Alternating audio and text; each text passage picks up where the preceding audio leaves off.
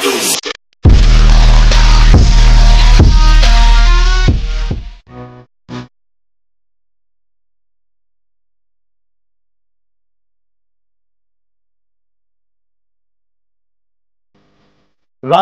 నాయకుడిగా ప్రజల గుండెల్లో చెరగని ముద్ర వేసి సంక్షేమ ముఖ్యమంత్రిగా చరిత్రలో నిలిచిన దివంగత మహానేత డాక్టర్ వైఎస్ రాజశేఖర్ రెడ్డి పరిపాలనలో తనకంటూ ప్రత్యేక గుర్తింపు తెచ్చుకున్నారు. అధికారులు, ఉద్యోగుల ఆత్మ బంధువుగా పేరు తెచ్చుకోవడమే కాదు, వారు మరింత అంకిత భావంతో ప్రజలకు సేవ చేసేలా చిత్తశుద్ధితో ప్రయత్నించారు. 3 దశాబ్దాల పాటు ఎమ్మెల్యేగా, ఎంపీగా సుదీర్ఘ రాజకీయ అనుభవాన్ని వెనకేసుకున్న ఆయన ముఖ్యమంత్రిగా పదవి బాధ్యతలు చేపట్టిన వెంటనే ఆ పదవికే వన్నె తెచ్చారు. గతంలో ముఖ్యమంత్రులుగా పనిచేసిన వారెవ్వరికీ రాని ఆలోచనలు ఆయనకు రావడం వల్లే నేటికి కూడా ప్రజల గుండెల్లో పదిలంగా నిలిచారు. రాష్ట్ర భవిష్యత్తు, ప్రజల భవిష్యత్తు గురించి అహర్నిశలు ఆలోచించడం, పథకాలు రూపొందించడం దార్శనికుల లక్షణం. వైఎస్ఆర్ లో అలాంటి ఒక దార్శనికుడు కనిపిస్తాడు. రైతుల ఆత్మహత్యలకు కారణమేమిటి? అప్పులు ముప్పులు తప్పవా? వ్యవసాయానికి వచ్చిన జబ్బుకు చికిత్స లేదా? సంక్షోభం నుంచి బయటపడే మార్గం ఏమిటి? ఈ దిశగా వ్యవసాయ రంగం భవిష్యత్తు గురించి ఆలోచించిన నాయకుడు డాక్టర్ వైఎస్ఆర్. అందుకే వైఎస్ఆర్ అందరివాడు అయ్యాడు.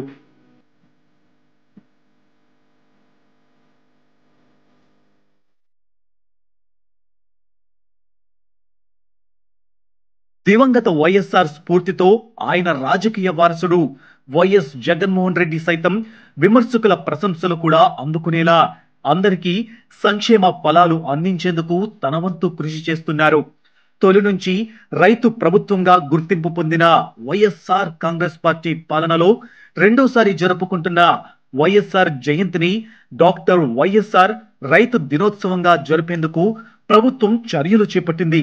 అయితే కరోనా వ్యాప్తి నేపథ్యంలో బుధవారం వైఎస్ఆర్ జన్మదినం సందర్భంగా మహానేత విగ్రహాలకు కేవలం దండలు వేసి నివాళులు అర్పించాలనే తప్ప సామూహిక కార్యక్రమాల నిర్వహణ ద్వారా భౌతిక దూరం నిబంధనల ఉల్లంఘనలు చోటు చేసుకోకుండా చూడాలని పార్టీ కేంద్ర నాయకత్వం ఇప్పటికే కింది స్థాయి నాయకులను, కార్యకర్తలను కోరారు.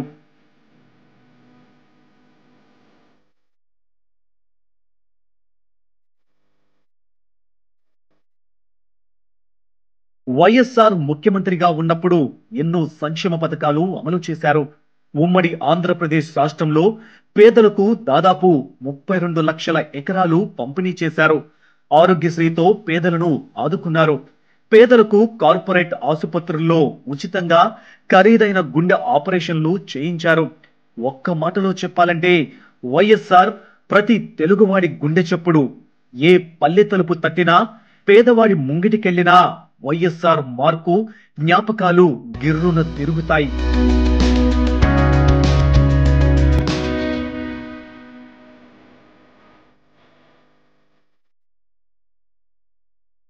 జలసిరుల జలయజ్ఞంలో బడుగు జీవులకు ప్రాణం పోసిన ఆరోగ్యశ్రీలో కలెక్టర్లు, డాక్టర్లు, ఇంజనీర్లైన నిరుపేదలు ఫీజు రియంబర్స్మెంట్ అనుభవాల్లో పెద్ద ఆయనే కనిపిస్తారు.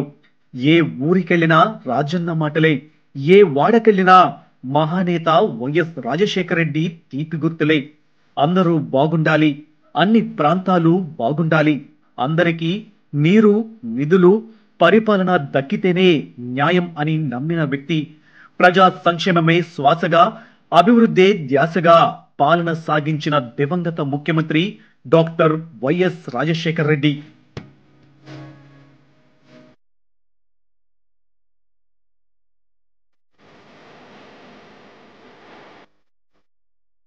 వైఎస్ పూర్తి పేరు ఏడుగురి సందింటి రాజశేఖర్ రెడ్డి.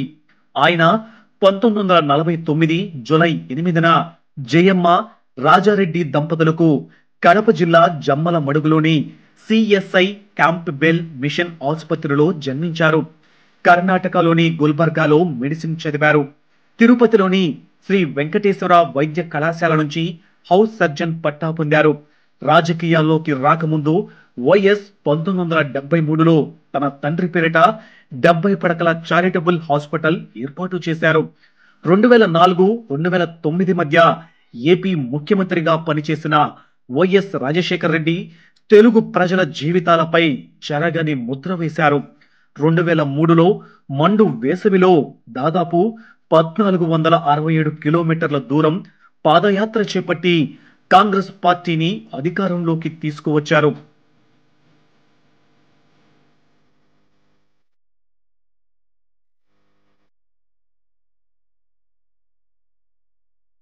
2004లో సీఎంగా బాధ్యతలు చేపట్టిన ఆయన రైతులకు ఉచిత విద్యుత్ అందించే ఫైలుపై తొలి సంతకం చేశారు. ఆరోగ్యశ్రీ, ఫీజు రీయింబర్స్మెంట్, 108 అంబులెన్స్ సేవలు లాంటి అనేక ప్రజా సంక్షేమ పథకాలకు వైఎస్ శ్రీకారం చుట్టారు. వైఎస్ 1978లో తొలిసారిగా ఎమ్మెల్యేగా ఎన్నికయ్యారు. ఎంపీగా 4 సార్లు, ఎమ్మెల్యేగా 6 సార్లు ఎన్నికయ్యారు. ఓటమి ఎరుగని నేతగా ఆయనకు మంచి పేరు ఉంది. వైఎస్ 1983లో తొలిసారి పిసిసి చీఫ్ గా ఎన్నికయ్యారు. తరువాత 1998లో మళ్ళీ పిసిసి అధ్యక్షుడయ్యారు.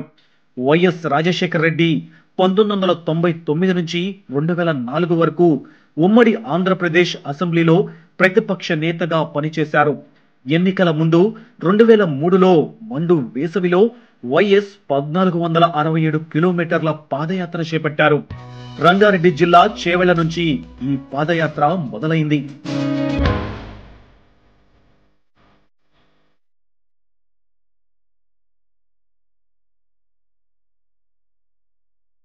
అప్పట్లో వైఎస్ఆర్ పాదయాత్రకు విశేష స్పందన లభించింది. ఆయన పాదయాత్ర కారణంగా 2004 ఎన్నికల్లో ఏపీలో కాంగ్రెస్ పార్టీ అధికారంలోకి వచ్చింది. మే 14న ఆయన సీఎంగా ప్రమాణ స్వీకారం చేశారు.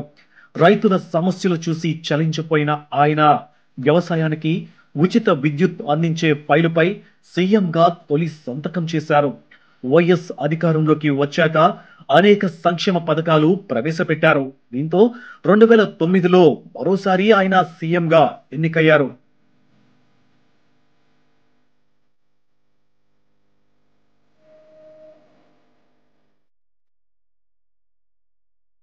వైఎస్ సీఎంగా ఎన్నికైన ఆనందం ఎంతో కాలం నిలవలేదు.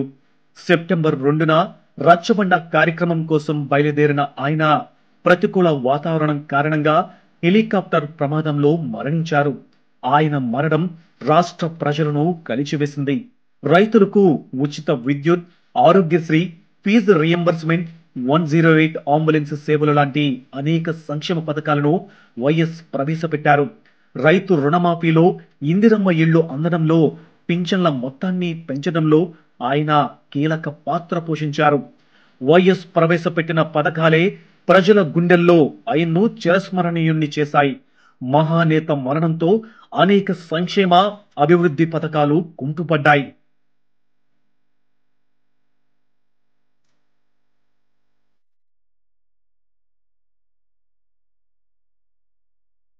ఆయన మరణంతో తెలుగు ప్రజలు దిక్కుతోచని స్థితిలో పడ్డారు. 10 ఏళ్ల పాటు పట్టించుకునే నాదుడు కరువయ్యాడనే చెప్పాలి.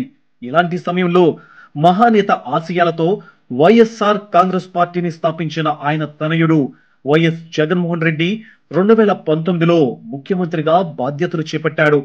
అచ్చం తండ్రిలాగే మాట తప్పకుండా, మడమ తిప్పకుండా పాలన సాగిస్తున్నారు.